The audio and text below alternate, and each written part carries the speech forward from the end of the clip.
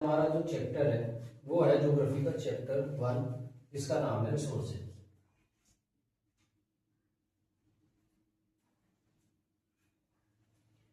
अगर इसका हम हिंदी मीनिंग समझें तो हिंदी मीनिंग होता है संसाधन।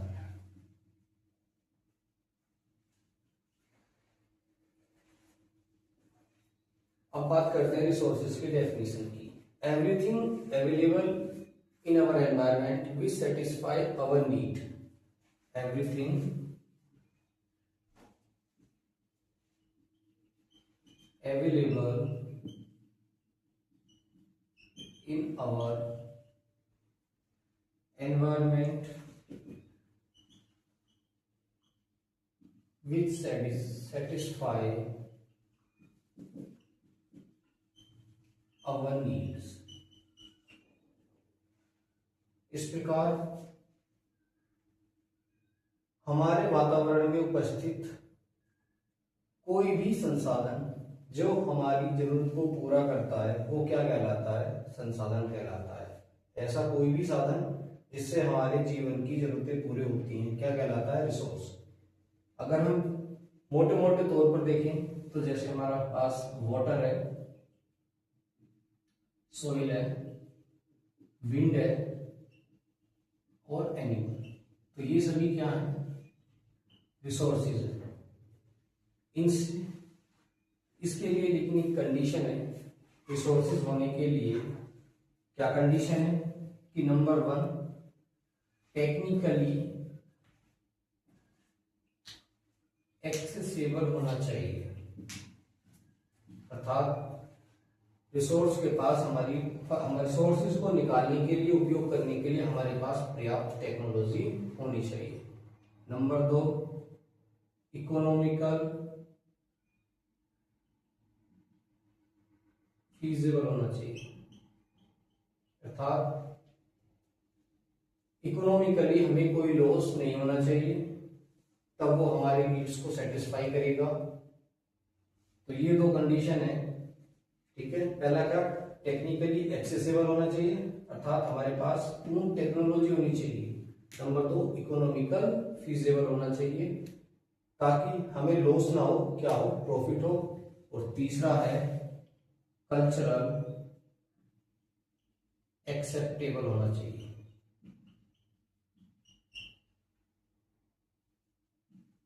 इसका मतलब क्या है कि वो हमारे लोगों के द्वारा या हमारे समुदाय के द्वारा क्या होना चाहिए? एक्सेप्टेबल होना चाहिए, स्वीकार होना चाहिए। ऐसा संसाधन ना हो जिसको स्वीकार कर लिया जाए और उसके बाद हमें नुकसान हो। ऐसा कोई भी नहीं होना चाहिए। 3 कंडीशन फुलफिल होनी चाहिए, उसके बाद में वो साधन क्या कहलाएगा? संसाधन अर्थात रिसोर्सेज कहलाएगा। बेसिकली रिसोर्सेज को हम 2 तरीके से डिवाइड कर सकते हैं। एक ह्यूमन मेड, या फर्स्ट लिख सकते हैं नेचुरल रिसोर्सेज,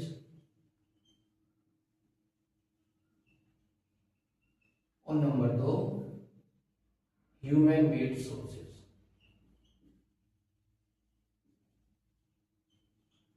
जो हमने ऊपर 4 एग्जांपल पढ़े हैं, ये किसके एग्जांपल हैं? ये नेचुरल रिसोर्सेज के एग्जांपल हैं।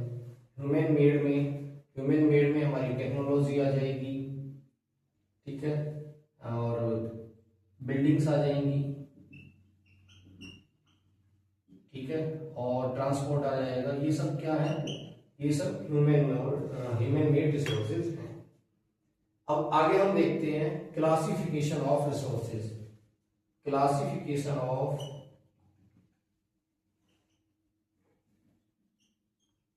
रिसोर्सेज। तो क्लासिफिकेशन में इसको 4 पार्ट में डिवाइड किया गया है।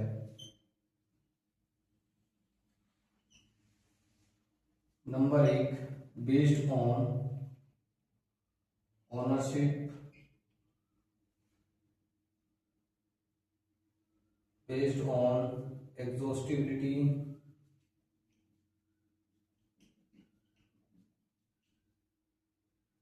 और based on the basis of ownership, on the basis of exhaustibility and अब देखते हैं क्लासिफिकेशन ऑफ रिसोर्सेज।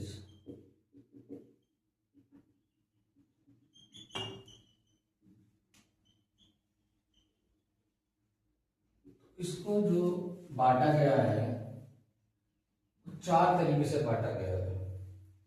नंबर एक, on the basis of origin.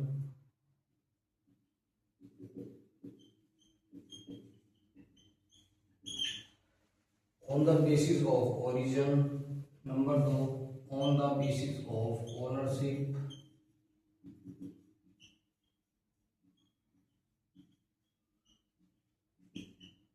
Number तीन, on the basis of exhaustibility.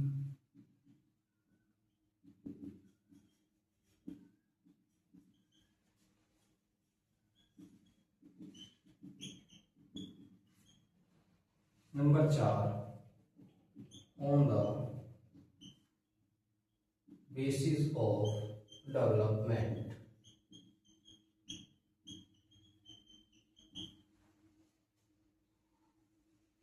तो इसका क्लासिफिकेशन चार तरीके से किया गया है। On the basis of origin, जन्म के आधार पर। On the basis of ownership, अधिकार के आधार पर।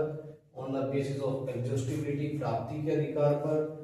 On the basis of development, विकास के आधार पर। ओरिजिन में देखते हैं तो ओरिजिन में ये बच्चों दो तरीके का होता है, बायोटिक और अबायोटिक। इसको हम हिंदी में बोल सकते हैं जैविक और अजैविक। अगर हम इसके एग्जाम्पल की बात करें, इसमें आती हैं हमारे लिविंग थिंग्स। लिविंग थिंग्स में हमारे animals, forest, fish, plants, etcetera. अजैविक में आते हैं हमारे metals, rocks, etcetera.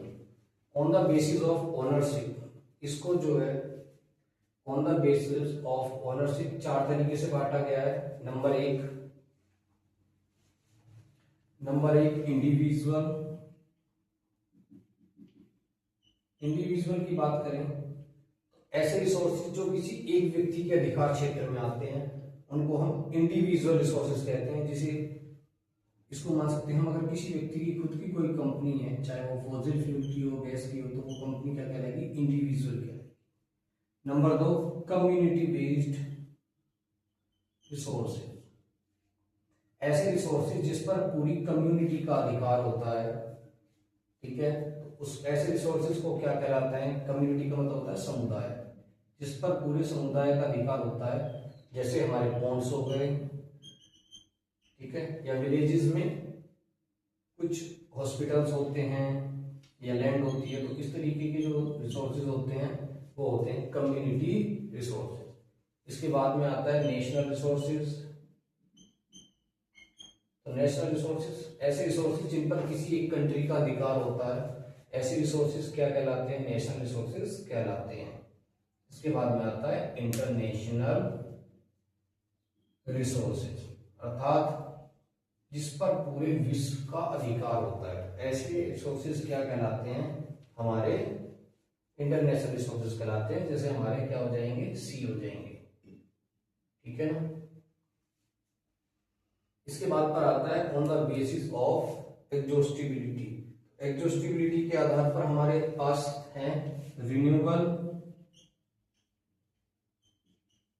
And non renewable.